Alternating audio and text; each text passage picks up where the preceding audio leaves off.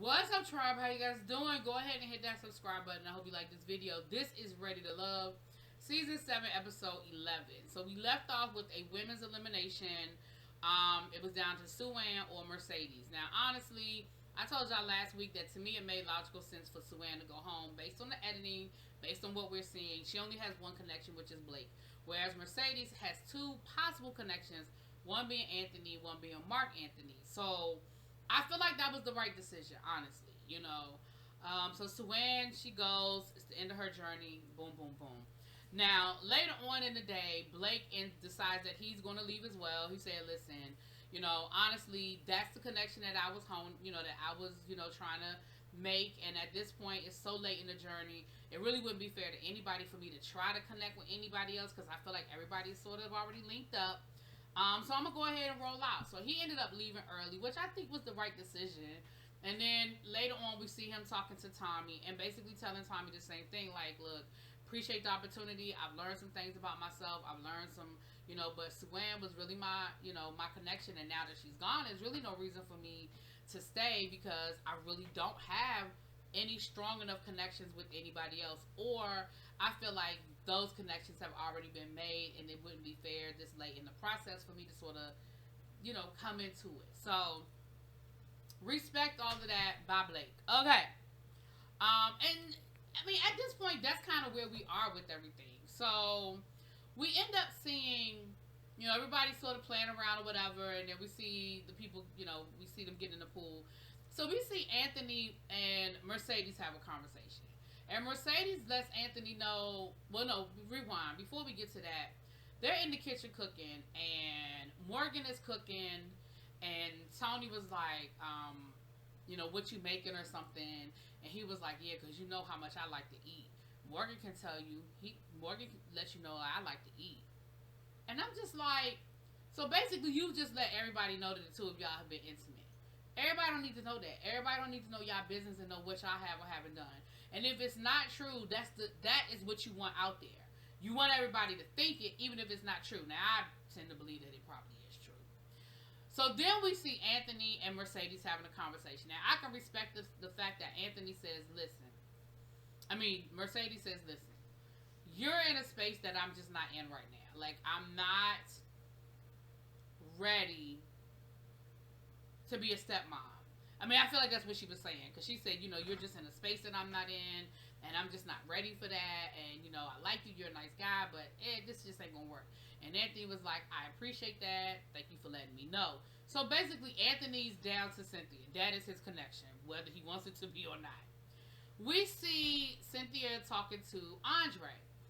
And again, they have a great conversation, and Andre is like, I'm still trying to figure it out. I think Cynthia's wifey material, but so is Jeffrey. She's wifey material, and so, now I'm just trying to figure out what it is, And I'm just like, okay, child, whatever. So then later on in the pool, we see Anthony and Cynthia. Well, Anthony makes his move. He does this Superman out of the water and kisses her. And of course, it ends up being a big deal because they had both agreed that they weren't going to kiss anybody until it was their connection, until it was real. So they kissing solidifies it. So we have, it's official. Anthony and Cynthia are a thing. So by process of elimination, that makes Jeffrey and Anthony a thing.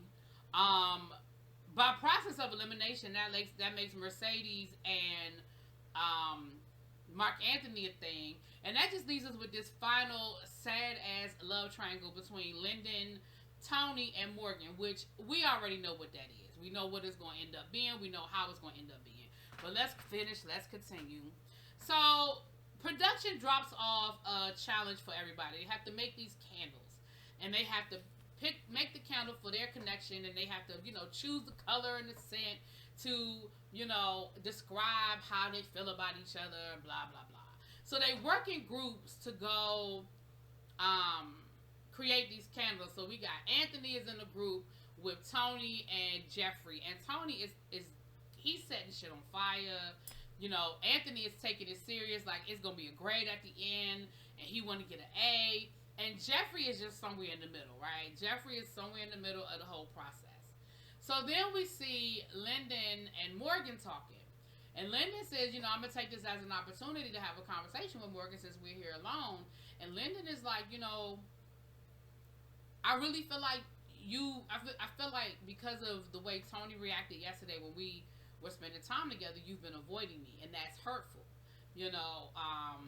And Lyndon lets her know, like, look, I don't really appreciate it because if you're not feeling me, that's cool. But if you are feeling me, but you're not coming around because of Tony, then, you know, then that's a problem. Ultimately, though, I think in this conversation, Lyndon lets her know, look, you cool and all, but it is what it is, and I'm going to just go ahead and let it be what it's going to be.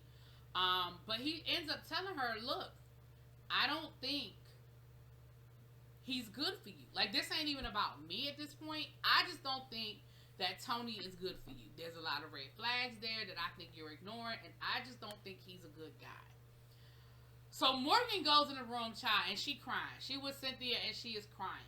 She is upset because, well, first they go to make their candles. Morgan, Mark Anthony, and Cynthia were in the same candle making group. So Morgan can't get herself together, and she ends up crying. Let me say this. First of all, that dress that Cynthia had on was bad as hell. That yellow dress with the side cut out, girl, you know you look good. You know you look good in that dress, girl. But Morgan is in the room crying. She's upset because she said that she feels like she hurt Lyndon, and that's really hurtful to her because she does like Lyndon and she cares about Lyndon, and she was upset that she hurt him. So Cynthia is listening, child, and Cynthia is getting her best Ayanna Van Zant on. And once again, Cynthia repeats, girl, you gotta pay attention to the way somebody treats you when they're upset.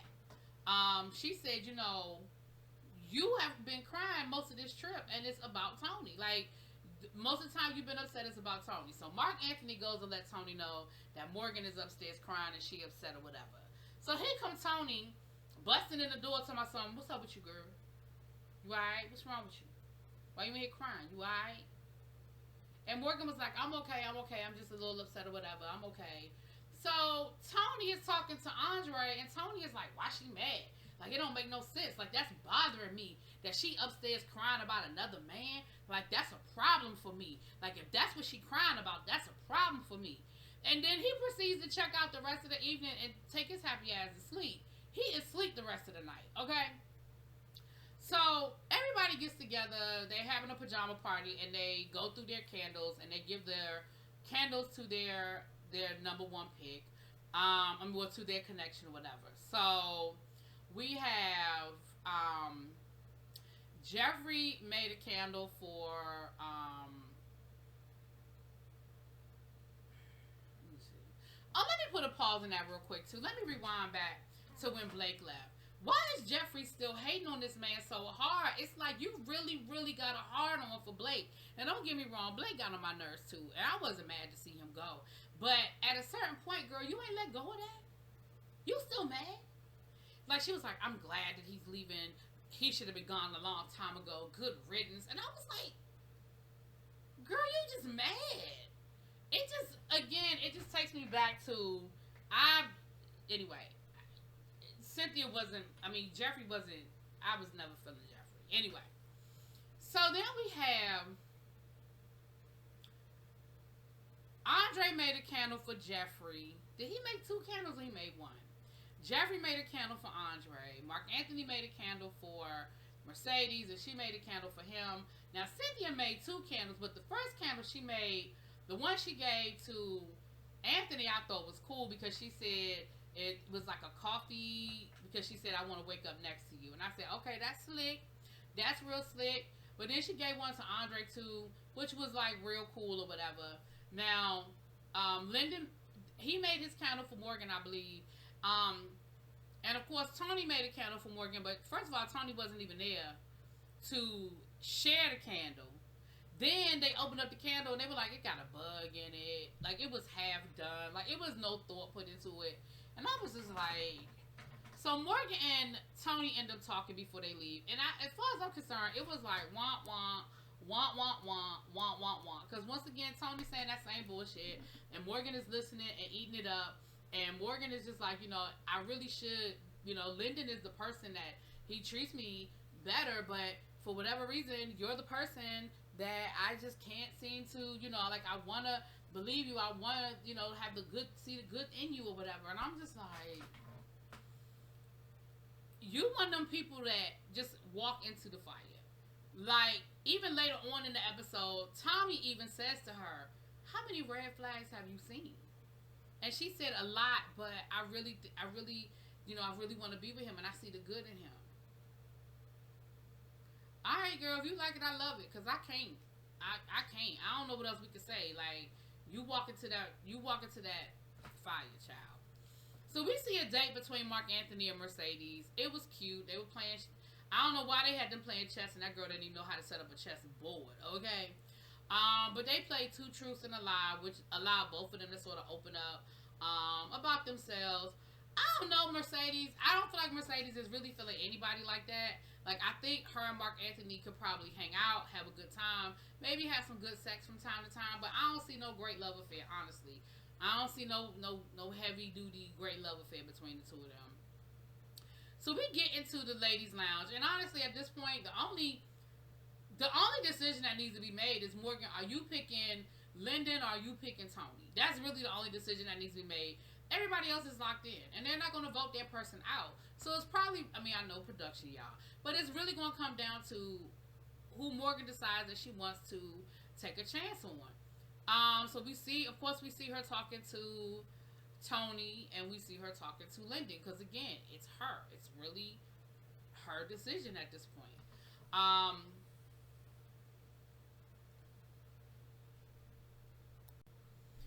And ultimately, y'all know who Morgan crazy ass chose. She chose Tony over Lyndon. So I think next week is the final episode, because it needs to be. Anyway, y'all let me know what y'all think. I will talk to y'all later. Peace.